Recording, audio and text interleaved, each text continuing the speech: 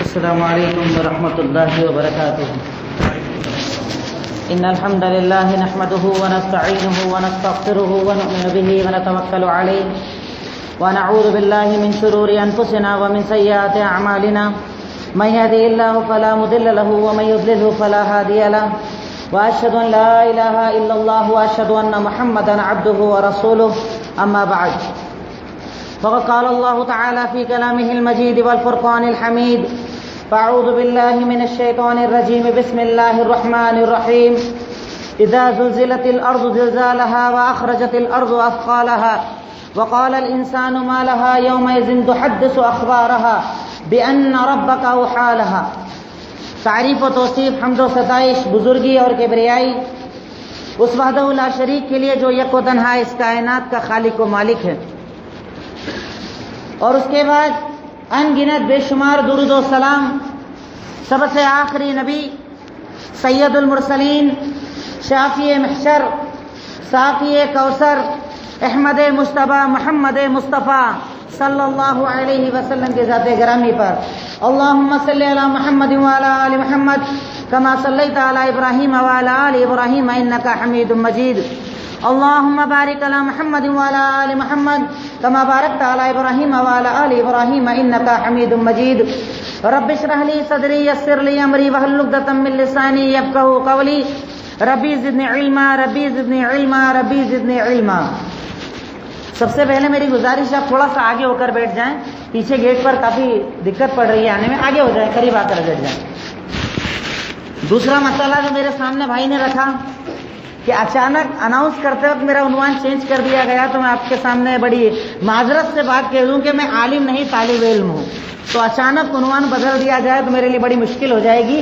اس لیے جو عنوان پہلے طے کیا گیا تھا میں بات اسی پر کروں گا، لیکن انشاءاللہ جو بات آپ نے کہی قرآن کے تعلق سے کچھ باتیں اس کی میں ذکر کرتا چلوں گا. عنوان جو پہلے طے کیا گیا اور جو مجھے بتایا گیا، جو ہم لوگوں نے طے کیا تھا آج سے 3 دن پہلے، وہ ہے ایمان بالآخرت کے فائدے. اور چونکہ اس عنوان کو رکھنے کی ایک وجہ ہے، وجہ یہ کہ اگر آپ اللہ کے نبی محمد الرسول اللہ صلی اللہ علیہ وسلم کی تقریروں کو دیکھیں گے، وہ تقریریں جو آپ رمضان کے مہینے میں کیا کرتے تھے، تو آپ کی تقریروں کے 3 حصے الگ الگ ملیں گے. خاص طور پر آخری عشرے میں آپ کی جتنی تقریریں ہیں وہ آخرت پر ہوا کرتے تھے، کیونکہ اس عشرے کی یہ خاصیت ہے کہ اس میں آدمی اعتکاف کرے یا نہ کرے، اللہ تعالیٰ کی عبادت میں زیادہ بڑھ جاتا ہے. تو مقصد یہ ہے کہ اللہ تعالیٰ کے عذاب کا تذکرہ کیا جائے، جہنم اور آخرت کا جب تذکرہ کیا جائے تو بندہ مومن کے ایمان کے اندر زیادتی ہو، اور ایمان میں جب زیادتی ہو تو وہ عمل کے اندر آگے بڑھے. اس مقصد کے تحت اس عنوان کو رکھا گیا. انشاءاللہ اس عنوان پر کچھ میں باتیں کروں گا. ایک ہلکی سی بات میں آپ کے سامنے رکھنا چاہتا ہوں. میرے بھائی اور غالباً یہاں ہماری مائیں بہنیں بھی موجود ہیں. ایک بات دیکھیے، میرا مقصد اعتراض کرنا یا بات کو کاٹنا مقصد نہیں ہے، لیکن اگر میں عالم ہوں تو میری ذمہ داری ہے کہ کوئی بات اگر میرے سامنے کی گئی اس کے اندر کا اگر کمی ہے تو مجھے بیان کرنا پڑے گا، کیونکہ ہم سب انسان ہیں، غلطیاں مجھ سے بھی ہوتی ہیں، عام انسان سے ہوتی ہے. جناب جب تشریح کر رہے تھے آپ نے ایک چیز ذکر کی، پہلی چیز نماز کے تعلق سے بات آئی کہ نماز مدینہ میں فرض کی گئی، جبکہ ایسا نہیں ہے. نماز صحیح بخاری حدیث نمبر 349 اللہ کے نبی صلی اللہ علیہ وسلم ارشاد فرماتے ہیں کہ فرض اللہ علیہ 50 صلاۃ، اللہ رب العالمین نے مجھ پر 50 وقت کی نماز کو معراج میں فرض کیا، یعنی نماز جو ہے وہ مکہ کے اندر فرض کی گئی تھی. جی معراج کے اندر فرض کی گئی. اور دوسری چیز ایک اور لفظ جو آیا تھا الہ کا لفظ، جو ہم لوگ ترجمہ کرتے ہیں الہ کا، دیکھیے عربک زبان کا جب کسی لفظ کا ہمیں ترجمہ دیکھنا ہو، آپ عربی زبان کی خاصیت خود اللہ کے نبی نے جب چیلنج کیا تھا قرآن کے تعلق سے، تو عربی زبان کے کسی بھی لفظ کو سمجھنے کے لیے اس کی ڈکشنری کو دیکھنا ہوتا ہے. الہ کا لفظ کا میننگ ہوتا ہے المعبود. عربک زبان کے اندر الہ کا اگر آپ ترجمہ کریں گے تو المعبود ہی کا اس کا ترجمہ ہوتا ہے. بہرکیف بات جو مجھے کرنی ہے عنوان کے تحت وہ یہ آخرت. ہر مومن اس بات کو قرآن اور حدیث کی روشنی میں جانتا ہے کہ اللہ رب العالمین نے اس دنیا کو فانی بنایا ہے، اس دنیا کی زندگی کو ختم ہونے والی بنایا ہے. رب العالمین قرآن کے اندر ارشاد فرماتا ہے سورہ رحمان کے اندر کل من علیہا فان وَيَبْقَى وَجْهُ رَبِّكَ ذُو الْجَلَالِ وَالْإِكْرَامِ. اس کائنات کے اندر جو بھی پیدا ہوا اسے فنا ہونا ہے، باقی رہنے والی ذات صرف اللہ رب العالمین کی. اللہ رب العالمین نے جب ہمیں پیدا کیا ہم کچھ نہیں تھے، منی کے ایک حقیر قطرے سے اللہ رب العالمین بار بار قرآن کے اندر کہتا ہے. اگر آپ قرآن کی تشریح یا ترجمے کو پڑھیں گے تو اللہ تعالیٰ بار بار اس لفظ کو ذکر کرتا ہے کہ اے انسان تو اپنی پیدائش پر غور کر، انسان اپنی پیدائش پر غور کر، تو کیوں کرتا ہے، کیوں تکبر کرتا ہے، تو کچھ نہیں تھا. ہم نے منی کے ایک قطرے سے تجھے ماں کے رحم میں پہنچایا، وہاں تجھے خون کا لوتھڑا بنایا، پھر گوشت کا لوتھڑا بنایا، پھر ہڈیاں پہنائی، پھر انسان بنایا. تو رب کہتا ہے جب تو کچھ نہیں تھا میں نے پیدا کیا، ویسے ہی میں تجھے فنا کرنے والا ہوں. یہ دنیا جیسے بنائی گئی ویسے ہی اسے فنا ہونا ہے. اسی لیے ہمارے نبی محمد الرسول اللہ صلی اللہ علیہ وسلم نے ارشاد فرمایا کرتے تھے کن فی الدنیا کأنک غریب او عابر السبیل. دنیا کے اندر ایسے رہو گویا کہ تم اجنبی ہو، اس جگہ کو جانتے نہیں ہو، یہ کیا ہے، کہاں آیا ہوں مجھے پتا نہیں، یا مسافر کی طرح زندگی گزارو. کہ مسافر جب کسی شہر کے اندر جاتا ہے اپنی ضرورت پوری کرنے کے لیے تو وہاں پر اپنی رہائش کے انتظامات نہیں کرتا، اپنی ضرورت کے انتظامات کرتا ہے. تو ایک مومن کو اللہ رب العالمین نے قرآن کے اندر بھی اور ہمارے نبی نے حدیث کے اندر یہ بات بار بار بتائی کہ دنیا فانی ہے، اسے ختم ہونا ہے، اصل زندگی مرنے کے بعد شروع ہونے والی ہے. کہ اللہ کے نبی محمد الرسول اللہ صلی اللہ علیہ وسلم خود اپنی زندگی کے اندر آخرت کی فکر کیا کرتے تھے. کہ آپ نے جب قرآن پر اللہ تعالیٰ نے جس قرآن کو آپ پر نازل کیا اس میں اللہ تعالیٰ خود ارشاد فرماتا ہے اینما تکونوا یدرککم الموت ولو کنتم فی بروج مشیدہ. کہ جہاں کہیں تم رہو، جہاں کہیں چھپ جاؤ، مضبوط قلعوں کے اندر چھپ جاؤ، جب تمہاری موت کا وقت آ جائے گا تم وقت کو آگے پیچھے نہیں کر سکتے. اس کی مزید تفصیل کرتے ہوئے اللہ رب العالمین قرآن میں ارشاد فرماتا ہے کہ فَإِذَا جَاءَ أَجَلُهُمْ لَا يَسْتَأْخِرُونَ سَاعَةً وَلَا يَسْتَقْدِمُونَ. کہ جب موت کا وقت آ جاتا ہے تو نہ وہ ایک لمحے آگے جاتا ہے نہ ایک لمحے پیچھے جاتا ہے.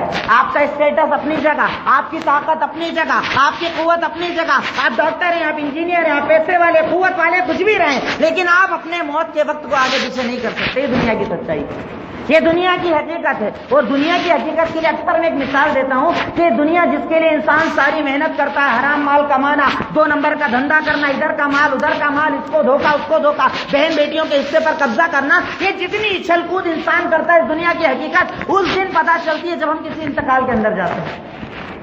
آپ بھی کئی جنازوں کے اندر گئے، میں بھی کئی جنازوں کے اندر جاتا ہوں. اس وقت جا کر ایک انسان کو غور کرنا چاہیے کہ دنیا کی سچائی کتنی ہے. کہ میرا باپ محبت اپنی جگہ، میرا کسی بیوی کا شوہر ہے اس کی محبت اپنی جگہ، میرا بھائی ہے اس کی محبت اپنی جگہ، میرا چچا ہے اس کی محبت اپنی جگہ. اس کا انتقال ہوتے ہی پہلی فکر ہوتی ہے قبر والے کو کہو قبر کھودنے کے لیے، کیونکہ زیادہ دیر گھر میں نہیں رکھ سکتے، باس آنے لگ جائے گی، اسمیل آنے لگ جائے گی. یہ دنیا کی سچائی ہے. آپ چاچا تھے، آپ بھائی تھے، آپ بیٹے تھے، آپ شوہر تھے، کوئی بیوی ہے، کوئی بہن ہے، کوئی بیٹی ہے، ساری محبت اپنی جگہ، لیکن آپ کا انتقال ہوتے آپ کے جسم کو کوئی اپنے گھر کے اندر نہیں رکھ سکتا. ساری محبت وہیں ختم ہو جاتی ہے. سب سے پہلے دفن کیا جائے گا، اور دفن کرنے جب ہم جائیں گے قبرستان کے اندر تو مٹی بھی ساتھ نہیں لائیں گے. 3 بار مٹی دینے کے بعد نل تلاش کرتے ہیں کہ ہاتھ دھوئیں اور کام ختم. یہ دنیا کی سچائی ہے. جس دنیا کے لیے میں نے ساری محنت کی، جن بچوں کو پڑھانے کے لیے میں نے محنت کی، جس بیوی کی محبت میں نے حرام مال کمایا، ساری محنت اپنی جگہ، لیکن میرا خاتمہ اس انداز میں ہوتا ہے کہ ہمارے نبی کا فرمان کہ جب انسان کا انتقال ہوتا ہے یتبع المیت ثلاثہ، 3 چیزیں انسان کے پیچھے چلتی ہیں انتقال کے بعد. ایک اس کا مال، دوسرا اس کا اسٹیٹس، تیسرا اس کا عمل. 2 چیزیں قبر کے پہلے لوٹ آتی ہیں، یعنی اسٹیٹس واپس آ گیا، مال واپس آ گیا، اسی طرح اس کا خاندان، اس کا گھر والے واپس آ گئے. جو چیز اس کی قبر میں اس کے ساتھ جاتی ہے وہ ہے اس کا عمل، کہ میں نے عمل کیا کیا. اس وقت جانے کے بعد جب اللہ رب العالمین کی طرف سے گھر والے جاتے ہیں، فرشتے آتے ہیں اور سوال جواب کے لیے جب اٹھایا جاتا ہے، فرشتے جب سوال کرتے ہیں، اس وقت انسان اگر بے عمل ہے تو وہ کہے گا ہاں لا ادری، میں نہیں جانتا، میں نہیں جانتا دین کیا، میں نہیں جانتا میرا رب کون، میں نہیں جانتا میرے نبی کون، میں نہیں جانتا، میں نے نہیں پڑھا، نہیں غور کیا، میں نے کتاب پر غور نہیں کیا. اس دن انسان روئے گا لیکن رونے کا کوئی نتیجہ نہ ہوگا، ساتھ جائے گا عمل. یہ ہے دنیا کی سچائی. اتنی دیر کی دنیا ہے کہ میں پیدا ہوا جب بول نہیں پاتا تھا، مر گیا تب بھی بول نہیں پاتا ہوں. مجھے غسل جب دیا جا رہا ہے، اگر غسل کے اندر زور سے میرا پیٹ دبا دیا جائے، میں کہہ نہیں سکتا کہ پیٹ دھیرے دباؤ. یہ میری زندگی کی حقیقت ہے، یہ میری دنیا کی سچائی ہے. یہ میرے تعلقات، میرے اسٹیٹس، صاحب بڑے پہنچے ہوئے، ان کی بات ہر جگہ چلتی ہے، ان کا کہا ہوا ٹالا نہیں جاتا ہے، لیکن میں اپنے انتقال کو نہیں ٹال سکتا، میں اپنی موت کو نہیں ٹال سکتا. تو آخرت کی شروعات شروعات ہوتی ہے ہمارے انتقال سے، ہر انسان کی آخرت کی شروعات ہوتی ہے قبر کے ذریعے. تو انسان کو اس آخرت پر غور کرنا چاہیے، کیونکہ ہمارے نبی محمد الرسول اللہ صلی اللہ علیہ وسلم خاص کر اس عشرے کے اندر بار بار لوگوں کو آخرت کی طرف توجہ دلاتے تھے، آخرت کو یاد دلاتے تھے، جنت کا ذکر کرتے تھے، جہنم کا ذکر کرتے تھے، عذاب قبر کا ذکر کرتے تھے، تاکہ ایک مومن کا دل نرم پڑے، اس کے دل کے اندر نرمی آئے، وہ دل رونے والا بنے کہ ان راتوں کے اندر، ان مقدس راتوں کے اندر جب وہ اٹھے تو اس کی آنکھوں سے آنسو جاری ہو جائے. کیونکہ اللہ کے نبی کا فرمان کہ اگر تم دعا مانگو، رو نہیں سکتے تو رونے کا انداز بنا لیا کرو، چہرہ رونے والا بنا لیا کرو، رونے کی کوشش کیا کرو، کیونکہ رب رونے والوں کی دعاؤں کو قبول کر لیتے ہیں. اس آخری عشرے میں اللہ تعالیٰ رونے والوں کو پسند کرتا ہے. میں بات کر رہا ہوں آخرت پر ایمان کے فائدے. آخرت وہ بنیادی چیز کہ اگر کوئی انسان ایمان لے آئے، کلمہ لا الہ الا اللہ محمد الرسول اللہ پڑھ لے، آپ کو بھی مان لیا، اللہ کو بھی مان لیا، آپ کی رسالت کو بھی مان لیا، لیکن اگر آخرت کا منکر ہے تو وہ مومن نہیں ہو سکتا، مسلمان نہیں ہو سکتا. کیونکہ آخرت پر ایمان رکھنا ایمان کے ارکان میں سے ایک رکن ہے. صحیح بخاری حدیث نمبر 1 جو حدیث جبریل کے نام سے مشہور ہے، اس پہلی حدیث کے اندر یہی بتایا گیا، مل ایمان، ایمان کیا ہے؟ ان تؤمن باللہ وملائکتہ وکتبہ ورسلہ وبالقدر خیرہ وشرہ وبالیوم الآخر. ایمان کس چیز کا نام ہے؟ اللہ پر ایمان، رسولوں پر ایمان، فرشتوں پر ایمان، کتابوں پر ایمان، تقدیر کے اچھے برے ہونے پر ایمان، اور آخرت کے دن پر ایمان. کہ ایک بندہ مومن اگر وہ ایمان رکھتا ہے، اللہ کو ماننے کا دعویٰ کرتا ہے، اللہ کے نبی کو ماننے کا دعویٰ کرتا ہے، اپنے آپ کو مسلمان کہتا ہے، تو اس کے دل کے اندر آخرت کا تصور ہونا چاہیے، آخرت پر یقین ہونا چاہیے. مجھے مرنا ہے، مرنے کے بعد قبر ہے، قبر میں حساب کتاب ہے، اچھا ہے تو جنت کی کھڑکی، برا ہے تو جہنم کی کھڑکی. اس سے آگے بڑھ کر مجھے اللہ کے سامنے میدان محشر میں جانا ہے، حساب دینا ہے. وہ دن کہ جس دن کے بارے میں رب العالمین قرآن میں بار بار ارشاد فرماتا ہے. اصل مسئلہ کیا ہے؟ مقصد آپ کے پاس جب بھی آتا ہوں میں یہ بات ضرور کہتا ہوں، جیسا کہ بھائی نے مجھے جو عنوان دیا، کیونکہ یہ بنیادی عنوان ہے. قرآن سے اگر مسلمان جڑ جائے، قرآنی مسلمان بن جائے، انشاءاللہ کئی مسئلوں کا حل ہو جائے گا. قرآن ایک ایسی مقدس کتاب کہ اللہ رب العالمین نے اس کتاب کو کیوں نازل کیا تھا کہ اس قرآن کو رمضان کے مہینے میں پڑھنا، اس کے بعد پیٹی بند کر کے رکھ دینا. قرآن کو اللہ نے اس لیے نازل کیا تھا کہ نئے گھر میں شفٹنگ کے پہلے قرآن کو رکھنا. قرآن کو اللہ نے اس لیے نازل کیا تھا کہ رات میں جھگڑا ہو تو بیگم سے قرآن کی قسم کھلوانا.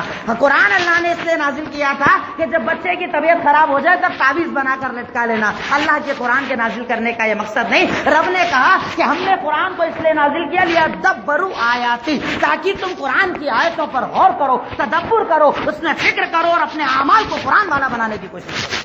کیونکہ رب العالمین اگر آپ قرآن کی تلاوت کریں، قرآن کا شاید ہی کوئی پیج ایسا ہوگا جس پر آخرت کا ذکر نہ ہو. کہیں جنت، کہیں جہنم، کہیں آخرت، کہیں موت، کہیں پیدائش انسان کی، کہیں انسان کا خاتمہ، کہیں قوموں کا عذاب. رب العالمین الگ الگ طریقوں سے قرآن کے اندر آخرت کا ذکر کر کے مومن کے دل کو جھنجھوڑنا چاہتا ہے، اسے ڈرانا چاہتا ہے. اسی لیے تو اللہ رب العالمین قرآن کے اندر کہتا ہے کہ انما المؤمنون الذین اذا ذکر اللہ وجلت قلوبهم وَإِذَا تُلِيَتْ عَلَيْهِمْ آيَاتُهُ زَادَتْهُمْ إِيمَانًا وَعَلَىٰ رَبِّهِمْ يَتَوَكَّلُونَ. یقیناً مومن وہ ہے کہ جب ان کے سامنے اللہ تعالیٰ کا ذکر ہوتا ہے دلوں میں لرزہ آ جاتا ہے، خوف، ڈر. میرا رب، میرا مالک، میرا خالق، میرا آقا، وہ ایسا سننے والا، وہ ایسا جاننے والا، وہ گواہی لینے والا، وہ باریک سے باریک چیزوں کو جاننے والا، علیم بذات صدور، وہ سینے کے حال کو جاننے والا. بندہ مومن جب اللہ کا ذکر سنتا ہے اس کے دل کے اندر خوف آ جاتا ہے. خوف وہ جو اس کے اعمال کو بدلنے والا بن جاتا ہے. کہ رمضان کے اندر جب اللہ کا ذکر، قرآن کا ذکر آئے، قرآن کی تشریح الحمدللہ بھی آپ کے سامنے بھائی کر رہے تھے اچھے انداز میں. قرآن کی تشریح جب ہو تو اس کا مقصد یہ کہ رمضان میرے لیے ٹرننگ پوائنٹ بن جائے کہ اب رمضان کے بعد میری زندگی چینج، مجھے قرآن والا مسلمان بننا ہے، مجھے اپنے آپ کو قرآن میں ڈھونڈنا ہے. قرآن میرے بارے میں کیا کہتا ہے؟ جب قرآن کہتا ہے یا ایھا المؤمنون، میں اس میں آتا ہوں کہ نہیں آتا ہوں؟ کہ ایسا تو نہیں کہ میں کافرون میں آتا ہوں، ایسا تو نہیں میں منافقوں میں آتا ہوں. اپنے آپ کو قرآن میں تلاش کرو، کیونکہ رب العالمین قرآنی مسلمان کو پسند کرتا ہے. رب العالمین ہمیں قرآن سے جڑنے کا حکم دیتا ہے. یہی تو وجہ تھی کہ صحیح بخاری کتاب الادب کے اندر روایت حضرت عائشہ صدیقہ کے پاس کچھ صحابہ کرام جاتے ہیں اور سوال کرتے ہیں کیف کان خلق النبی صلی اللہ علیہ وسلم. اے عائشہ صدیقہ بتاؤ اللہ کے نبی محمد الرسول اللہ صلی اللہ علیہ وسلم کے اخلاق کیسے تھے؟ کیا جواب دیا؟ سچ بولتے تھے، امانت دار تھے، یہ کرتے تھے، وہ کر دیں گے، اتنا سارے جواب میں کیا کہا؟ اما قرأت القرآن، عجیب سا کوشچن کر رہے ہو، کیا قرآن نہیں پڑھا ہے؟ کہا کیوں؟ اگر قرآن پڑھا ہوتا تو اس سوال کی ضرورت نہیں ہوتی، کیوں؟ کانا خلقہ القرآن، چھوٹا سا سینٹنس پورا جواب. کیا کہا؟ کہ اللہ کے نبی صلی اللہ علیہ وسلم کا اخلاق وہی ہے جو رب العالمین کا قرآن میں فرمان ہے. یعنی اللہ کے نبی جو مقام محمود والے، حوض کوثر کو جانے والے، شافی محشر، ساقی کوثر، سارے درجات اور مقامات اپنی جگہ، لیکن نبی کی زندگی کیا آپ ساری زندگی قرآن کو فالو کرتے اور قرآن کے مطابق مسلمان آپ تھے. تو رب العالمین کو اللہ حضرت عائشہ صدیقہ کیا جواب دیتی ہیں؟ کانا خلقہ القرآن، ان کا اخلاق وہ ہے جو قرآن، یعنی وہ قرآنی مسلمان، ہم رمضانی مسلمان.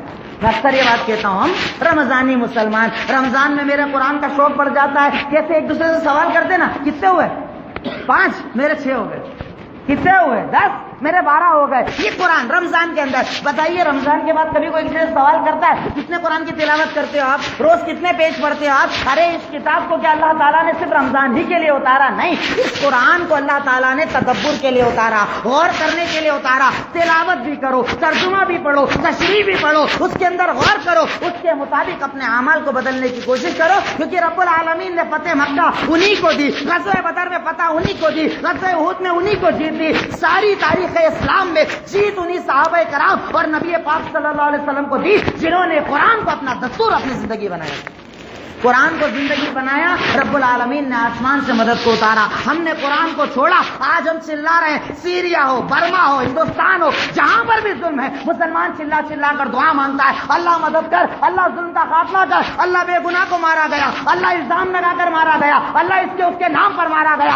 رب وہی، رحمت وہی، لیکن اللہ مدد اس لیے نہیں کرتا کیونکہ ہمارے اندر وہ قرآن نہیں ہے، ہمارے اندر وہ قرآن پر عمل نہیں ہے. دیکھیے چائے کی ہوٹل پر ٹھیلوں پر بیٹھ کر گھر کے باہر مسجد کے اندر یہ بولنا بڑا آسان ہے، حکومت ان کی ہے اس لیے ظلم ہو رہا ہے، حکومت ان کی ہے ظلم ہو رہا ہے. ارے قرآن کی جب تشریح روز سن رہے ہو کہ عالم صاحب کے منہ سے اس آیت کو نہیں سنا، وَكَذَلِكَ نُوَلِّي بَعْضَ الظَّالِمِينَ بَعْضًا، ہم اسی طرح ظالموں پر ظالموں کو مسلط کرتے ہیں. جب تم نے ظلم کیا اللہ تعالیٰ نے تم پر ظالموں کو مسلط کیا. صرف لوگوں پر الزام لگا کر اپنے ضمیر کو سلاؤ مت، اپنے ضمیر کو زندہ کرو. وہ صحابہ کرام کہ دن بھر جہاد کرنے والے اور راتوں میں قرآن کی تلاوت کرنے والے، قرآن کو زندگی بنانے والے، کہ رب ان کے بارے میں قرآن کے اندر کہتا ہے کہ ان کا معاملہ یہ ہے کہ یذکرون اللہ قیاما وقعودا وعلی جنوبہم. ان صحابہ کی مثال ایسی ہے، کھڑے ہیں تو اللہ کا ذکر، بیٹھے ہیں تو اللہ کا ذکر، لیٹے ہیں تو اللہ کا ذکر، یعنی قرآن کی تلاوت کرتے ہیں.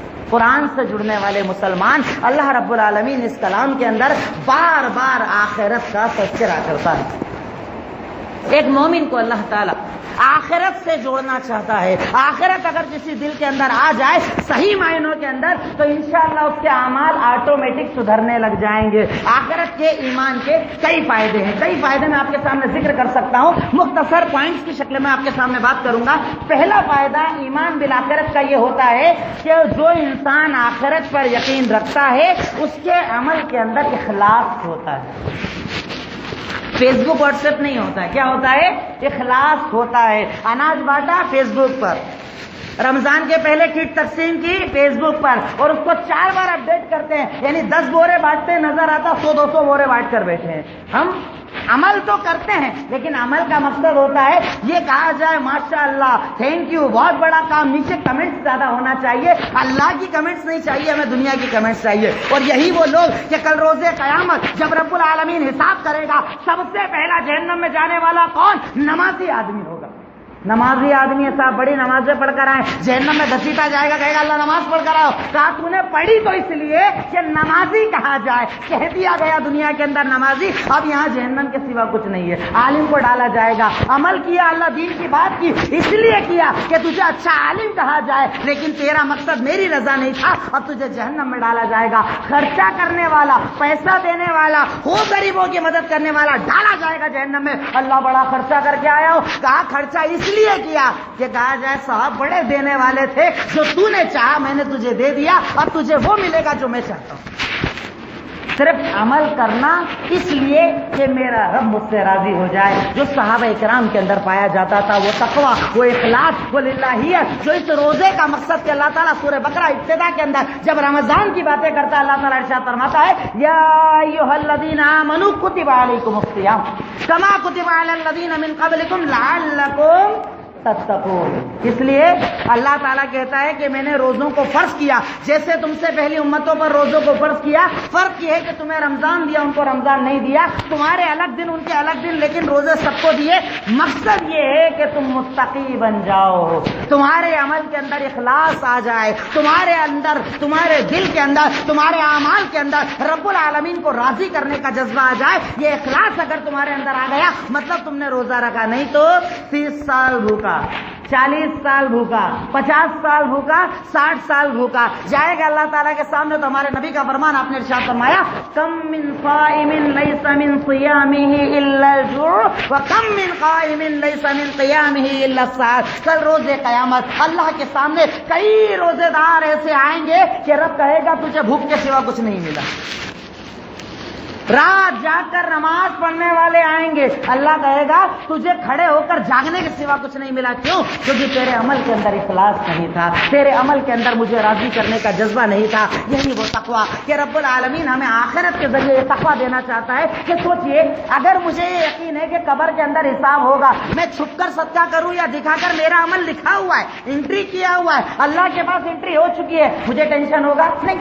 اللہ کو دکھانا، اس نے انٹری کر لی ہے، جنت ملے گی انٹری ہو گئی ہے، جہنم سے بچ جاؤں گا انٹری ہو گئی ہے. اگر آخرت پر ایمان ہوگا تو عمل کے اندر تقویٰ ہوگا. اللہ تعالیٰ قرآن کا ارشاد فرماتا ہے کہ لن ینال اللہ لحومها ولا دماؤها ولکن ینالها التقوی منکم. جب تم قربانی کا جانور ذبح کرتے ہو، تمہارے جانور کا گوشت، اس کا خون، اس کے جسم کا کوئی حصہ اللہ کے پاس نہیں جاتا، اللہ کے پاس تمہارا تقویٰ جاتا ہے، اللہ تعالیٰ کے پاس تمہارا اخلاص جاتا ہے. تو آخرت پر اگر ایمان ہو تو دل کے اندر تقویٰ ہوتا ہے، اخلاص ہوتا ہے. میرا مقصد بس میرے رب کو راضی کرنا، دنیا مانے نہ مانے، دنیا کہے نہ کہے، دنیا بڑا کہے نہ کہے، میرا رب اگر راضی ہو گیا مجھے اپنے رب کے سوا کسی کی رضامندی نہیں چاہیے. کہ اللہ قرآن ارشاد فرماتا ہے یا ایھا الناس اتقوا ربکم ان زلزلۃ الساعۃ شیء عظیم. اللہ رب العالمین سورہ حج کے اندر ارشاد فرماتا ہے اے لوگوں اللہ سے ڈرو کیونکہ قیامت کے دن کا زلزلہ بڑا ہولناک ہوگا.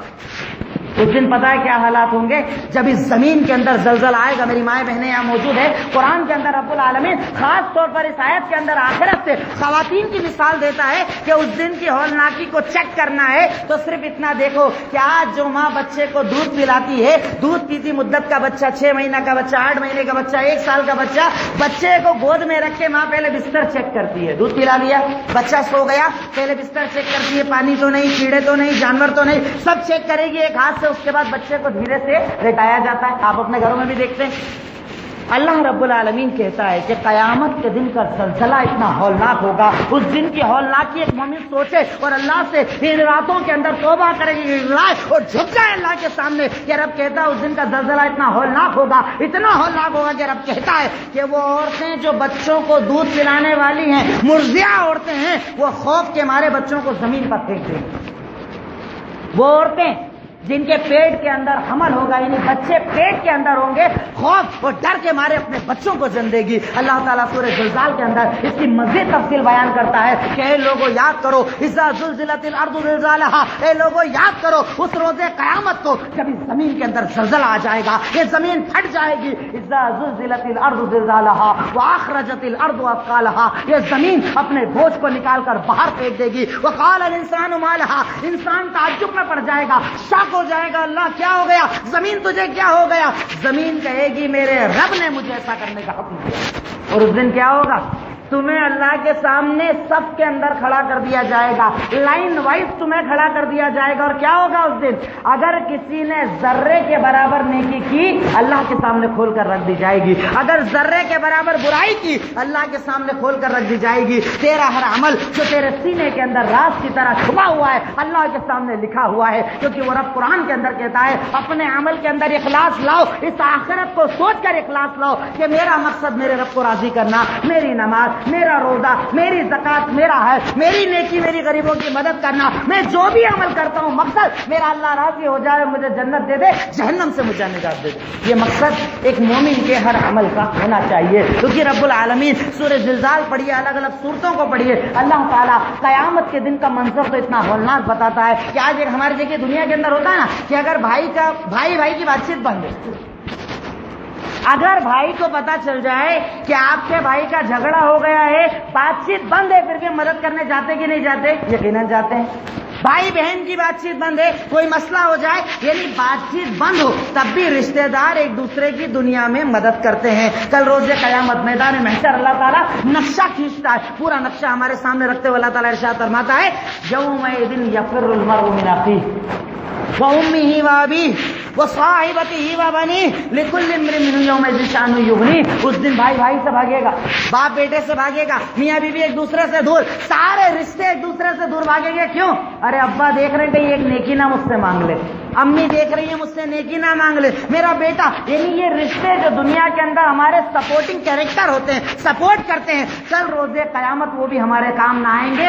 سوچو اس دن کے لیے ہم نے کیا تیاری کی ہے۔ اس رمضان کے آخری عشرے میں ساخ رات کے اندر دیکھیے اللہ تعالیٰ کے لیے یہ وقت بھی بہت ہے، ہمارے لیے لگتا ہے کہ وقت ختم ہو گیا، تھوڑے سے دن باقی ہیں، لیکن وہ اللہ تو ایسا معاف کرنے والا ہے کہ وہ تو سیکنڈوں کی عبادت پر ہمیں معاف کر سکتا ہے۔ بہت سارا وقت مومن کے سامنے باقی ہے، اب تک کوتاہی ہوئی تو ہوئی، آج سے میں آخرت کو سامنے رکھوں اور اپنے عمل کو بدلوں، انشاءاللہ رب العالمین مجھے جنت بھی دے گا اور جہنم سے نجات بھی دے گا انشاءاللہ۔ عمل کے اندر اخلاص آخرت کی سب سے بڑی بنیاد۔ دوسرا پوائنٹ، آخرت پر ایمان رکھنے والا دنیا کی نعمتوں سے دھوکہ نہیں کھاتا ہو۔ مال آیا کوئی بات نہیں، گاڑی آئی کوئی بات نہیں، بینک بیلنس آیا کوئی بات نہیں، کل تک میں فقیر تھا آج پیسے والا ہو گیا کوئی دقت نہیں۔ آج ہمارے ساتھ کیا ہوتا ہے، کل تک میں غریب تھا، الگ انسان تھا، اب ذرا سا پیسہ آیا، چال چینج، بات چیت چینج، سرکل چینج، پرانے رشتے دار اب اچھے نہیں لگتے۔ میرے گھر میں جب ولیمے کی لسٹ بنائی جاتی ہے، میں کہتا ہوں اس کو کاٹو، اس کو کاٹو، اس کو کاٹو، اب نئے لوگوں کی انٹری کی جائے گی، غریبوں کو کاٹو، ان کو نہیں بلایا جائے گا، کیونکہ ہم لوگ ہیں نعمتوں سے دھوکہ کھانے والے۔ ہم یہ سمجھتے ہیں کہ یہ میرا بنگلہ قیامت تک باقی رہے گا اور میں اس کے اندر باقی رہوں گا، یہ میری گاڑی قیامت تک باقی رہے گی اور میں اس کے اندر باقی رہوں گا، جبکہ ہمارے الٹ صحابہ کرام نعمتوں کے آنے پر رویا کرتے تھے، ڈرا کرتے تھے، خوف رکھا کرتے تھے۔ اچھا دیکھیے اس کا مطلب یہ نہیں ہے کہ دنیا مت مانگو، دنیا میں محنت مت کرو۔ میں اکثر یہ بات کہتا ہوں الحمدللہ، کیونکہ میں کبھی کبھی اسٹڈی کرتا ہوں، خود میں اس معاشرے سے نکلا ہوں، آپ اکثر جانتے ہیں، مجھے اکثر ہی بھائی پہچانتے ہیں کہ ہم خود جین مذہب سے نکلے، وہاں کی بھی اسٹڈی اور یہاں کی بھی میں یہ دعوے کے ساتھ بات کہتا ہوں کہ دنیا کے اندر اسلام کے علاوہ کوئی مذہب ایسا نہیں جو دنیا طلبی کا حکم دیتا ہے، دنیا مانگنے کا حکم دیتا ہے کہ ہمیں دعا کیا سکھائی گئی، رمضان ہو غیر رمضان ہو، یہاں تک کہ پورے حج کے اندر ایک دعا سکھائی گئی، کون سی دعا؟ ربنا آتینا اس دنیا، کیا کہا؟ ربنا آتینا اس دنیا۔ پہلے دنیا مانگی کہ آخرت مانگی؟ دنیا مانگی نا پہلے۔ اسلام ہمیں کہہ رہا پہلے دنیا مانگو پھر آخرت مانگو، لیکن دنیا وہ جو تمہیں آخرت سے دور نہ کر دے، دنیا وہ جو تمہیں دھوکے میں نہ ڈال دے، دنیا وہ جو آنے کے بعد تمہارے دلوں کے اندر اور زیادہ تقویٰ پیدا کر دے، اور زیادہ للہیت پیدا کر دے۔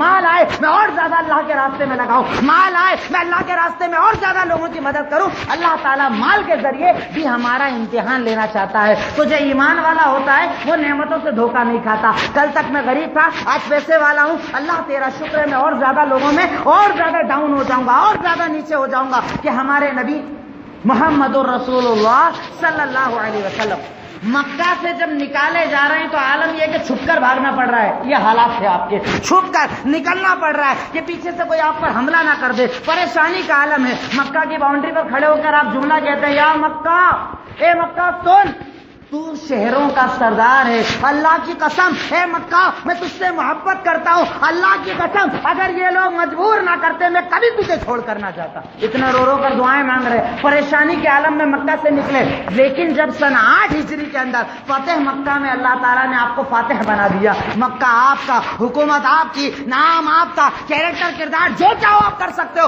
سب کچھ آپ کے ہاتھ میں دے دیا، آپ انٹری کیسے کر رہے ہیں؟ سب جھکا ہوا تھا، سر جھکا ہوا تھا. صحابہ کرام کہتے ہیں کہ آپ نے سر کو اتنا جھکا لیا تھا کہ اونٹ کے اگلے حصے پر آپ کی جو زرہ تھی, آپ کی جو ٹوپی تھی, وہ جنگی جو ٹوپی تھی وہ ٹکرا رہی تھی. آپ نے سر کو اتنا زیادہ جھکا لیا تھا. کیوں؟ کیونکہ انہیں نعمتوں سے دھوکا نہیں ہوتا تھا. کل تک نہیں تھا, اللہ کا شکر. آج اللہ نے دیا, اللہ کا شکر. لیکن اگر اللہ نے اب دے دیا مطلب مجھے اور زیادہ جھکنے والا بننا ہے. اللہ تعالیٰ مال کے ذریعے ہمیں جھکانا چاہتا ہے. کیا وجہ تھی کہ حضرت عمر بن خطاب رضی اللہ تعالیٰ عنہ کا زمانہ ہے, شہر قبرص نام کا ایک شہر فتح کیا جاتا ہے. بڑا شہر ہے, بڑا بادشاہ ہے, بڑا مال اور دولت, مال غنیمت کا انبار ان کے سامنے لگا دیا گیا. جیسے ہی مال غنیمت کو انہوں نے دیکھا, سارے لوگ خوش ہیں, وہ رو رہے ہیں. صحابی رسول رو رہے ہیں. کیوں رو رہے ہو؟ کیا مسئلہ ہو گیا؟ آج ہم جیت گئے, اسلام کی فتح ہو گئی, اسلام کا کلمہ بلند ہو گیا, آپ رو کیوں رہے ہیں؟ کیا کہا کہ سنو, یہ جو قوم جس پر آج تم جیتے ہو نا, کل تک اللہ نے انہیں مال دیا تھا, دولت دی تھی, سرداری دی تھی, طاقت دی تھی, قوت دی تھی. اللہ نے جب مال دیا یہ لوگ اللہ کو بھلا بیٹھے, نافرمانیوں میں لگ گئے, غلط کاموں میں لگ گئے. ان کی خرابیوں کی وجہ سے اللہ نے ہم کو ان کے اوپر مسلط کر دیا. مجھے یہ ڈر لگتا ہے کہ یہ مال اللہ اب ہمیں دے رہا ہے, کل ایسا نہ ہو کہ ہم بھی غافل ہو جائیں اور اللہ ہمارے اوپر کسی اور کو مسلط کر دے. نعمتوں سے دھوکا ایک مومن کو نہیں کھانا چاہیے. یہ مال, یہ دولت, یہ دنیا, تو میں نے بات جو کہی کہ اسلام ہمیں دنیا مانگنے کا حکم دیتا ہے, لیکن دنیا وہ کہ جب عثمان غنی کے پاس آئی اور اللہ کے نبی نے کہا کہ کون مسجد نبوی کی زمین کو خریدے گا, میں جنت کا وعدہ کرتا ہوں, عثمان نے کہا میں آدھی خریدوں گا. کون ہے جو جنگ کے لیے, غزوے کے لیے, جہاد کے لیے مدد کرے گا؟ عثمان غنی نے کہا کہ میں مدد کروں گا. یعنی جب مال آیا تو اللہ کے راستے میں اور زیادہ لگانے والے بن گئے, اور زیادہ دیندار بن گئے, اور زیادہ مخلص بن گئے. نعمتوں سے دھوکہ نہیں کھایا. یہی عمر بن خطاب رضی اللہ تعالیٰ عنہ کہ ان کے سیرت نگاروں نے لکھا, ان کی سیرت لکھنے والوں نے لکھا کہ عمر کے دور کی یہ خاصیت تھی کہ تقریباً اس دور میں آدھی دنیا کے اندر اسلام کا نام تھا, آدھی دنیا میں عمر کا خوف تھا. عمر بن خطاب کا نام سن کر دلوں میں لرزہ آ جاتا تھا. اور جب ان کو ایک بادشاہ ملنے کے لیے گیا تو مسجد نبوی کے اندر مٹی کے اندر لیٹے ہوئے تھے اور کپڑے کے اوپر 70 پیون لگے ہوئے تھے. دیکھیں, اس کا مطلب یہ نہیں کہ اللہ پیسہ دے تب بھی پھٹے کپڑے پہن کر گھومو, یہ تقوی کی نشانی نہیں, لیکن بتانے کا مقصد کہ نعمتوں سے دھوکہ مت کھاؤ. اللہ نے اچھا دیا, اچھے میں رہ لو. پیسے والے ہو, کبھی بیٹھ کر کھانا پڑے کھا لو. ہمیشہ اپنے آپ کو جھکنے والا بناؤ, تواضع والا بناؤ. ارے ہمارے نبی, ان کے مقام کے برابر اس کائنات میں کون ہو سکتا ہے؟ ارے اللہ نے وہ مقام تو نبیوں کو بھی نہیں دیا جو مقام محمد رسول اللہ صلی اللہ علیہ وسلم کو دیا. کہ رب جب معراج کروا رہا ہے, چاہتا تو اللہ ڈائریکٹ آسمان پر بلواتا, نہیں, اللہ تعالیٰ نے پہلے آپ کو اسرا کروائی پھر معراج کروائی. اسرا مطلب آپ کو آپ کے گھر سے بیت المقدس بلایا. مقصد کیا تھا؟ سارے نبیوں کو وہاں جمع کیا گیا, برزخ سے ان کو حیات دے کر اللہ نے جمع کیا. مقصد کیا کہ آج سارے نبی نماز پڑھائیں گے اور امامت کون کریں گے؟ محمد رسول اللہ صلی اللہ علیہ وسلم. آپ کا مقام یہ کہ اللہ تعالیٰ نے آپ کو نبیوں اور رسولوں کا سردار بنایا تھا. آپ کو کہا کہ حوض کوثر سے پانی کون پلائیں گے؟ آپ پلاؤ گے. میدان محشر میں سب چپ, بات کون کریں گے؟ آپ کرو گے. آپ کا مقام, آپ کا مرتبہ اپنی جگہ. لیکن عائشہ صدیقہ کہتی ہے کہ آپ کے تواضع کا یہ عالم تھا, آپ کے جھکنے کا یہ عالم تھا کہ کوئی بچی اگر چاہتی تو آپ کی انگلی پکڑتی اور پورے مدینہ کے اندر گھوم کر آ جاتی. یہ تواضع, یہ جھکنے کا مقصد, یہ جھکنا جو ہمارے نبی کی زندگی کے اندر پایا جاتا تھا, اس کی بنیاد کہ ان کے دلوں کے اندر آخرت کا تصور تھا. وہ جانتے تھے کہ اللہ جو دے سکتا ہے وہ لے بھی سکتا ہے, جو اللہ مال دے سکتا ہے وہ چھین بھی سکتا ہے. دینے والا بھی اللہ اور لینے والا بھی اللہ. اللہ تعالیٰ قرآن میں کئی جگہ کہتا ہے, سورہ انعام کے اندر اور کئی سورتوں کے اندر اللہ نے کہا کہ اللہ تعالیٰ جس کے لیے چاہتا ہے یبسط الرزق لمن یشاء ویقدر, جس کی چاہتا ہے روزی بڑھاتا ہے, جس کی چاہتا ہے روزی تنگ کرتا ہے. یہ بڑھانے گھٹانے کا سسٹم کس کے ہاتھ میں؟ اللہ رب العالمین کے ہاتھ میں. تو اس دولت پر فخر مت کرو, نعمتوں کے آنے پر جھکنے والے بنو. تیسرا فائدہ آخرت پر ایمان رکھنے کا, حسد نہیں ہوتا دل کے اندر.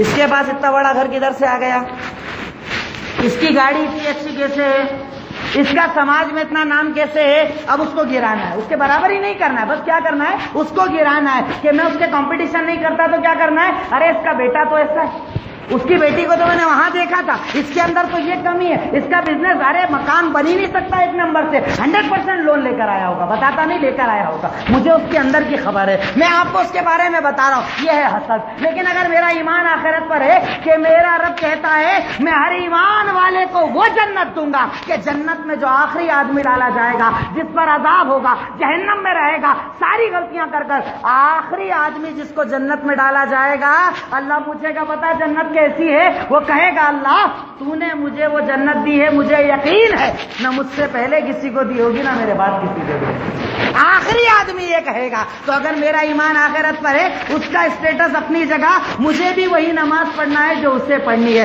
اللہ نے اس کو دیا، الحمدللہ۔ اللہ سے میں بھی دعا کرتا ہوں کہ اللہ دنیا میں بھی دینا اور آخرت میں بھی دینا۔ حسد نہیں کرتا۔ آخرت پر ایمان رکھنے والا کہتا ہے کہ اللہ نے میرے لیے بھی وہ جنت تیار کی ہے جس کے نیچے نہریں بہ رہی ہوں گی۔ اللہ نے مجھے بھی وہ جنت کا وعدہ کیا ہے کہ جس میں جو مانگوں گا دیا جائے گا، آن ڈیمانڈ، جو مانگا والا ہوں کہ یہاں جو تمنا کرو گے اللہ اس جنت کے اندر دے گا۔